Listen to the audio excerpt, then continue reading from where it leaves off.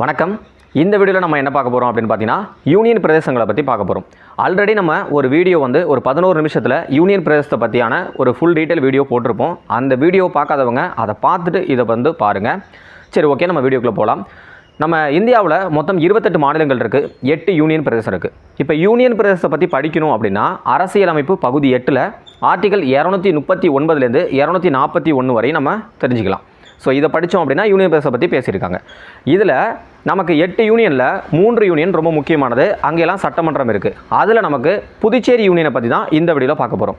புதுச்சேரி யூனியனை பற்றி பார்க்கணும் அப்படின்னா அரசியலமைப்பு எந்த விதி நமக்கு சொல்லுது அப்படின்னா 239 தான் புதுச்சேரி யூனியன் பிரதேசத்தை பற்றி பேசுது. இந்த புதுச்சேரி யூனியன் பிரதேசம் அப்படிங்கிறது எப்படி இருக்குது அப்படின்னா, எப்படி உருவானுச்சு அப்படின்னா 14வது சட்ட திருத்தம் 1962 மூலம் உருவாக்கப்பட்டது. இங்கே சட்டமன்றம் இருக்குது, அது 1963 அமைக்கப்பட்டது.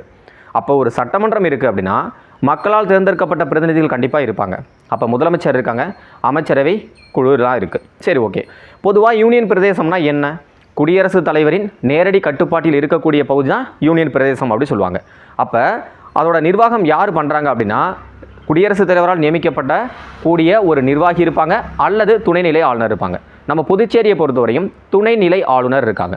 அதுக்கப்புறம் சட்டமன்றத்தில் முதலமைச்சர் இருக்காங்க, அமைச்சரவை இருக்காங்க. சரி, ஓகே. இப்போ சட்டமன்ற தொகுதி எத்தனை இருக்குது அப்படின்னு கேட்டிங்கன்னா புதுச்சேரியில் 30 இருக்குது, மக்களவையில் ஒரு தொகுதி இருக்குது. இது நம்ம தெரிஞ்சுக்க வேண்டிய ஒரு விஷயம். இதில் தற்பொழுது துணைநிலை ஆளுநர் யார் அப்படின்னா தமிழிசை சவுந்தரராஜன். முதலமைச்சர் யார் அப்படின்னு பார்த்தீங்கன்னா ரங்கசாமி. இவங்க 2 பேர் இருக்காங்க. இதெல்லாம் தெரிஞ்சு வச்சுக்கணும். சரி, ஓகே. அடுத்தது புதுச்சேரியோட தலைநகரம் அப்படின்னு பார்த்தீங்கன்னா புதுச்சேரி தான். புதுச்சேரி உயர்நீதிமன்றம் எங்கே இருக்குது அப்படின்னு பார்த்தீங்கன்னா சென்னை உயர்நீதிமன்றம் தான் புதுச்சேரிக்கும் உயர்நீதிமன்றம். ஸோ 2019 கரண்ட் அஃபேர்ஸ் பார்த்தீங்க அப்படின்னா இந்த புதுச்சேரியோட முதலமைச்சருக்கும் ஆளுநர் அது கிரண்பேடி இருப்பாங்க. அவங்க 2 பேருக்கும் சில சர்ச்சைகள் வந்துகிட்டே இருக்கும். இது சம்மந்தமாக நம்ம 2019 பார்த்துருப்போம். அப்போ சென்னை உயர்நீதிமன்றம் ஒரு தீர்ப்பை வழங்கினாங்க. அது 2019 ஏப்ரல் 30 ஒரு தீர்ப்பு சென்னை உயர்நீதிமன்றம் வழங்கினது.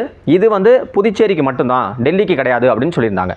என்ன அப்படின்னா மக்களால் தேர்ந்தெடுக்கப்பட்ட பிரதிநிதிகளுக்கு அன்றாட நடைமுறைகள், அன்றாட நடக்கக்கூடிய விஷயங்களில் துணைநிலை ஆளுநர் ஈடுபடக்கூடாது அப்படின்னு சொல்லி ஒரு சட்டம் கொண்டு வந்தாங்க. அது புதுச்சேரிக்கு மட்டும்தான், டெல்லிக்கு இல்லைன்னு சொல்லி மென்ஷன் பண்ணாங்க 2019 ஏப்ரல் 30. சரி, ஓகே. இப்போ இந்த புதுச்சேரின்னு சொல்கிறோம், அப்புறம் பாண்டிச்சேரின்னு சொல்லுவோம், அதை சுருக்கி புதுவைன்னு சொல்லுவோம். இந்த பாண்டிச்சேரி அப்படிங்கிற பேர் புதுச்சேரி அப்படின்னு சொல்லி 2007 பெயர் மாற்றம் செய்யப்பட்டிருக்கு. இந்த பாண்டிச்சேரி, அதாவது இந்த புதுச்சேரி அப்படிங்கிறது யாரோட காலனி ஆதிக்கத்தின் கீழ் இருந்தது அப்படின்னு நம்ம தெரிஞ்சுக்கணும்.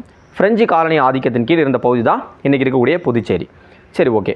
அப்போ சுதந்திரத்துக்கு முன்னாடி எப்படி இது இருந்துச்சு அப்படின்னா 1693 பிஜப்பூர் சுல்தான்கிட்டேருந்து அரசாணை பெற்று பிரெஞ்சு காலனி, அதாவது பிரெஞ்சு கிழக்கிந்திய கம்பெனி என்ன பண்ணுறாங்க அப்படின்னா பாண்டிச்சேரியை நிறுவுறாங்க.